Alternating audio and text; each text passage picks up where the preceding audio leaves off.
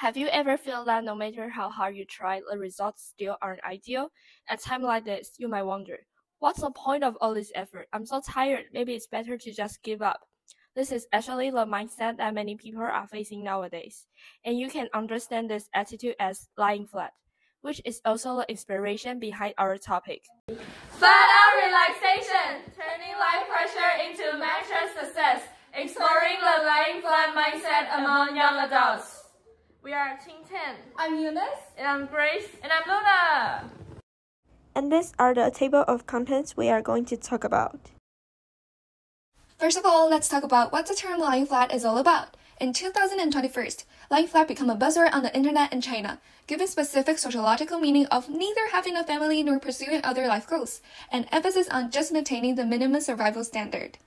Nowadays, the term lying flat has fostered and spread globally through online media and has been enthusiastically pursued by young adults, specifically in Taiwan. Lying flat among young adults reflects a negative attitude toward life, such as a lack of effort and perseverance when faced with challenges, or missing clear goals for living and an unwillingness to take actions to change the status quo. They may choose to withdraw due to competition and pressure in a comfort zone, eventually falling into a state of escaping reality and reducing self-efficacy. Similar situation has also emerged in other countries, such as the British Needs. With the raising concern, we should start by reflecting on schools, which are the fundamental institutions that shape young adults. Research reveals that students in Asia tend to exhibit a greater inclination toward lying flat. This observation led us to think about the difference between Taiwan's education system and those of non-Asian countries, as well as how these differences contribute to this phenomenon. Automatically, we identified the most significant distinctions: the length of school hours. Taiwan's education system is characterized by long study hours, with students attending schools from early as 7:30 a.m. to 5 p.m., followed by additional cram school sessions that often extend into the night and weekends. In contrast, many other countries have shorter school hours. Therefore, this study aims to examine the relation between students' class time and their tendency to lie flat across different regions of the world. To systematically assess students' attitude toward lying flat across various global contexts, this study employs a mixed method approach through an extensive online survey. With the goal of collecting 5,000 responses from students aged 12 to 18, we will distribute 10,000 surveys across 5 continents: Asia, North America, South America, Europe, Africa, and Oceania, with at least 1,000 responses for a region and at least 100 responses for each age group.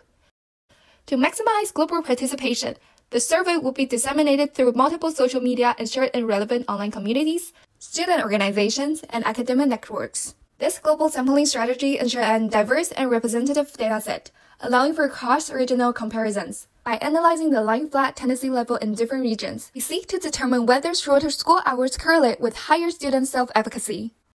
However, given the absence of an authoritative definition and standardized experimental framework for lying flat and psychological research, this study interrogates and adopts well-established, academically validated sociological skills to develop a comprehensive measurement tool for our online survey. Specifically, we will design a structured online survey incorporating elements from the lying flat tendency skill, the achievement motivation skill, and the academic burnout skill. In addition, we also recognize the cultural variability and self-reported perceptions. Thus, we will design objective indicators to reduce ambiguity in responses. Also, we will be comparing an underlying justification of a survey finding with existing data including but not limited to on school start time, daily instructional hours, and extracurricular academic requirements.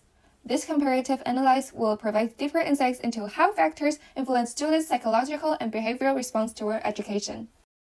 For data analysis, it will be conducted using pivot table analysis, allowing us to identify significant trends and correlations between school hours and lying flat tendency and the reason behind. The findings of this study may raise ethical concerns regarding the development of social labels. Therefore, it is important to emphasize that lying flat should not be seen as a negative label, and diverse lifestyle choices should be respected. Additionally, protecting privacy and personal data is a crucial ethical consideration. All participant information will be handled confidentially, with informed consent and autonomy respected throughout data collection. As a result, these findings will provide empirical insights into whether Taiwan's intensive schooling structure inadvertently fosters disengagement and offer recommendations for optimizing its class time to better reduce students' lying flat level.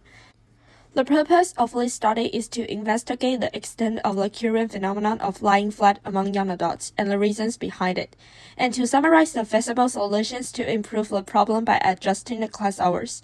We believe that by utilizing the experience of domestic and overseas education, especially the arrangement of class time, it will be helpful to design a more attractive and effective school time for the young adult group, which in turn will enhance their motivation to perform in school and their learning efficiency, leading to the creation of greater value for the individual. This study will help to promote the development of empirical research on the phenomenon of lying flat and explore the multiple causes and long-term and short-term consequences of this phenomenon through systematic analysis.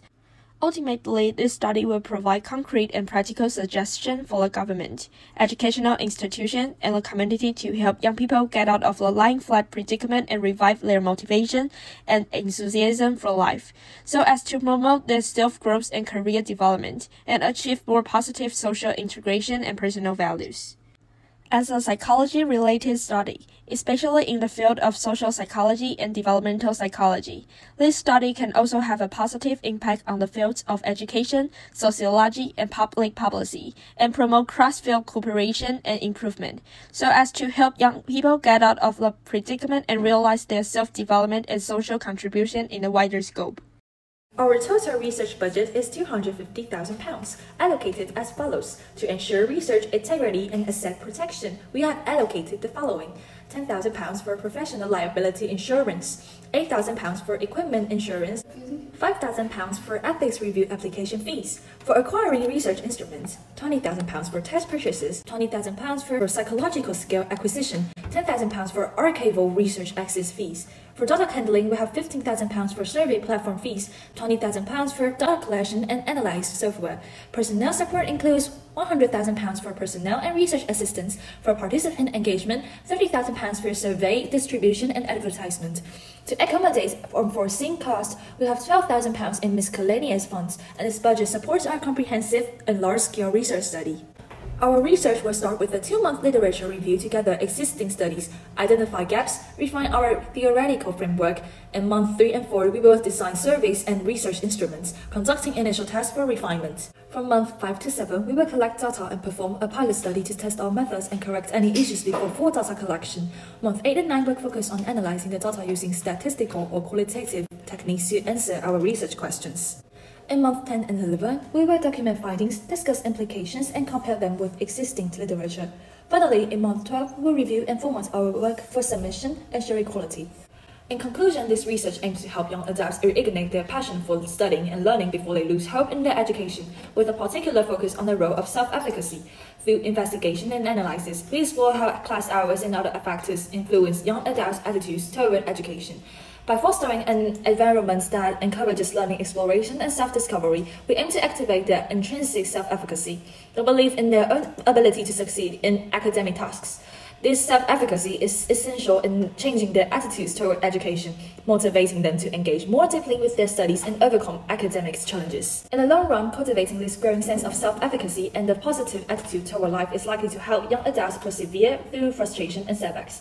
Building confidence in their ability to learn and achieve academic goals not only strengthens their self-belief but also encourages self-growth, resilience, and a greater sense of agency in their education and future careers. Moreover, as their self-efficacy increases, they will experience higher social integration and be better equipped to maximize their personal value and potential in society.